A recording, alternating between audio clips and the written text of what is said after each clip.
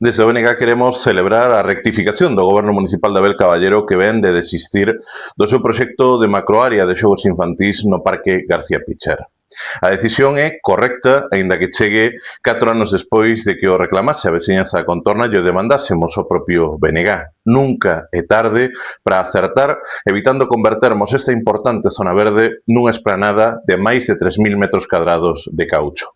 Pero cremos que é o momento de ir máis alá, cun cambio de modelo de parques infantís, avanzando cara a espazos de xogo integrado, convivencial, naturalizados, e así o demandaremos na vindeira Comisión Informativa de Parques e Xardíns. Apostarmos pola naturalización dos parques infantís supón transformar contornos ríxidos e sintéticos en espazos vivos, sans e verdadeiramente colectivos.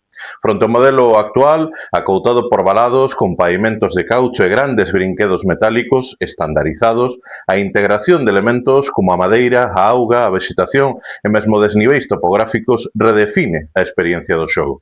Esta estrategia estimula a creatividade, a psicomotricidade e o xogo libre, permitindo ás crianzas exploraren, calcular riscos reais e manter unha conexión directa coa natureza no seu día a día. A nivel ambiental, a vexetación e os chans permeáveis reducen o efecto illa de calor, melloran a drenaxe da auga da choiva e fomentan a biodiversidade local.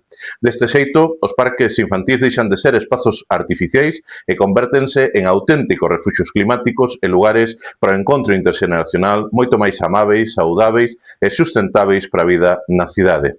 Naturalizar os parques infantís supón, ademais, apostar en espazos máis saudáveis ao evitarmos os riscos tóxicos que produce a degradación do caucho, tal e como xa alertou o propio CSIC nun recente informe, e tamén polos beneficios acreditados destes entornos naturais nas crianzas, como ven de demostrar un estudo da Universidade de Helsinki.